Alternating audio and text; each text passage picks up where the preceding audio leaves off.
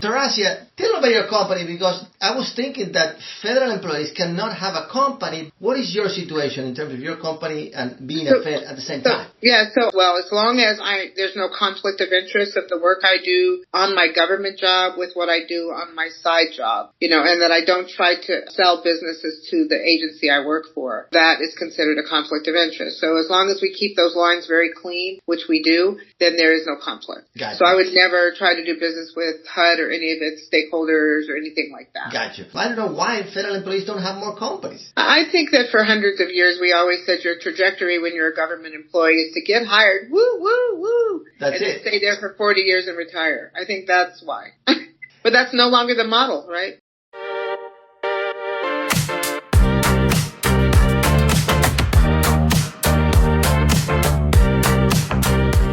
Welcome to the Best8a Podcast. In this episode, we talk with Tarrazzia Martin, a HUD Senior Advisor of Enterprise Technology, Planning and Change Management. Here's what she had to say.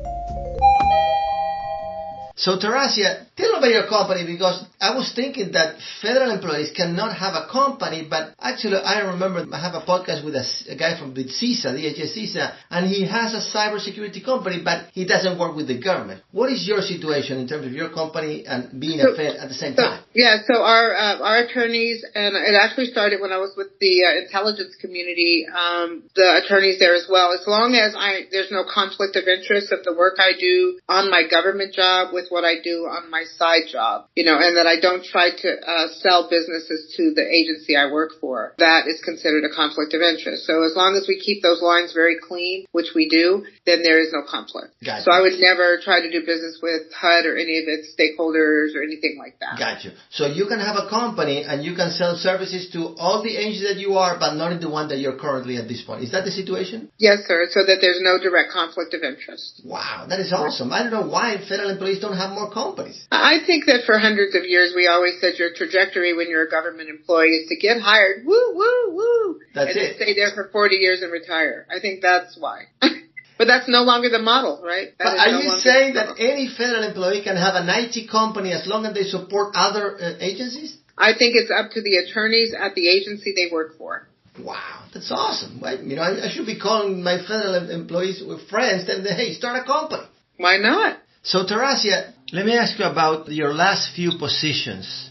USCIS CIO, Director of Information Sharing Policy in CIA. So can you share with us a little bit of your biggest challenges? Maybe technological challenge on one side and then people type challenge. You have such great questions, Ezekiel. I'm in trouble with you. I would say one of the biggest challenges, the people challenge, the human condition challenge, has been all the way since I was a grade 2, because I don't fit in the mode of your average bear. Many of us are all unique because we bring such unique life experiences. But culturally, I come from two different cultural dynamics. And I think, walking into a leadership role in the government, when I was coming up, there were few women, right? There weren't a lot of women. And many of the women had to kind of act more masculine than necessary to fit in. And I think assimilation, yes, you know what I'm saying, right? Wear that suit and tie but that was never me. So I've always brought my unique self to the job, and I think that part of that's made me very successful because I don't try to fit in a mode. I try to deliver based on what's asked of me, mission-centric. But I think the people challenge has been assimilation and also acceptance of difference and difference of ideas. I recall a couple of occasions at Homeland Security. There were 22 CIOs around the table. There was me and I think one other woman or two other women at the time. And just the dynamics in the room of all this testosterone, right? And all these women, these few women just trying to be heard or just, I'm not saying it was anything nefarious or anything bad. I'm just saying the experience was, voices were not equal. Voices were not equal. And so here I am. I think I was the youngest in the room at the time, and I was, of course, the most diverse quotient in the room, too. So it made it quite interesting, right, to be heard and valued. So I'd say the human condition has been one of the challenges. And even today... So do you remember that moment you are in a meeting? You are the only woman? You're probably the youngest? Yep, I remember. That's an interesting feeling, right? Were you scared or confident? I was so not scared. That's what's wrong with me.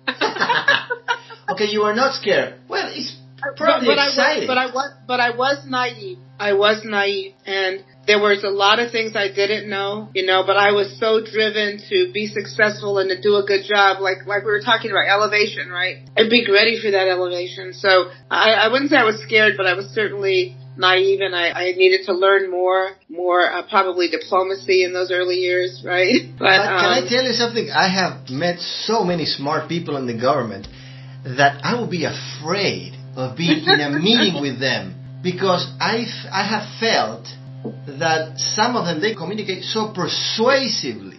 And I have felt, sometimes I have been in meetings with people that are, super smart.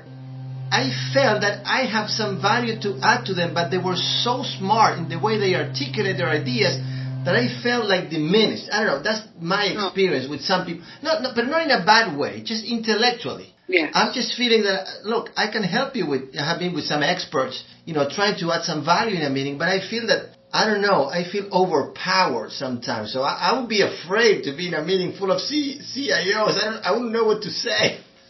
Well, I will tell you, the power in those rooms, those meetings during that time was, there's no way to describe it. It was really just simply amazing. And what we were able to do to stand up Homeland Security the way we did, putting in that infrastructure and all those buildings during that time, because I was part of the infrastructure team at that time before I became the CIO for USCIS.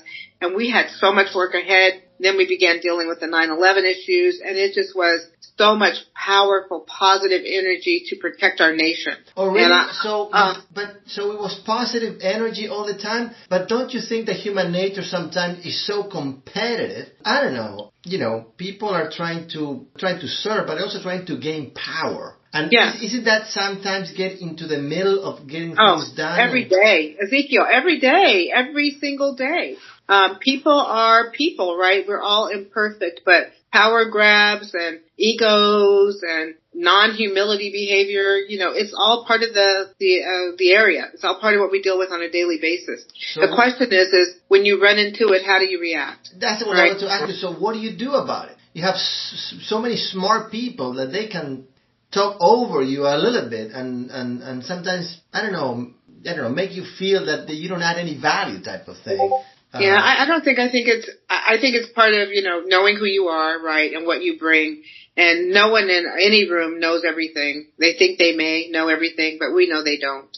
And those kind of egos are very fragile. So bringing your humble self and bringing your knowledge and your confidence, I think that's the way you get into the conversations and, get people to recognize your value, because people are so caught up in their own egos. I love it. So the way to deal with this, bring your knowledge, your confidence, and your humble self. I love it. I love the combination of the confidence and humble self and knowledge at the same time.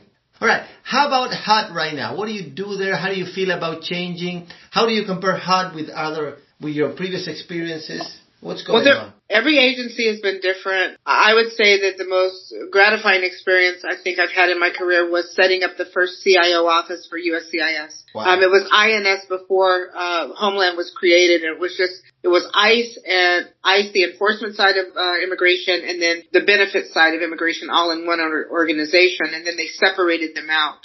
And I think it created more balance in our country in terms of how we deal with immigration issues and policies, et cetera. So that and setting up that IT environment was probably the most gratifying job. Are you saying that you created, so maybe I didn't understand, you created the CIO office for CIS? Is that what you're saying? Or did I? Yes. There was never a CIO there before. Wow, you created it. I was the first one, yeah. Wow, so you were the first CIO of CIS. Amazing. Yeah. That's incredible. Yeah. And it was a beautiful experience. And then, I'm at HUD now and I'm leading their zero trust architecture efforts for identity and access management. So doing a lot of work on that and just really having a lot of fun shaping out, guess what, the architecture to do it right. So I'm a big federal enterprise architecture queen. It's a big part of my methodology to work. So it's been awesome. I don't know if that answered your question, but 100%. Yeah. You're doing zero trust at the HUD. Yeah, I love it. Yeah. Actually, I have a couple of customers that do zero trust. So, yeah, I love it. Small business. I work, with minority-owned business, all of them. But awesome, fantastic. Well, Tarrazzia, it was a pleasure. Thank you for your time. Appreciate it, and I'll see you next time. Yes, sir. Thank you. Thank you so Thanks. much.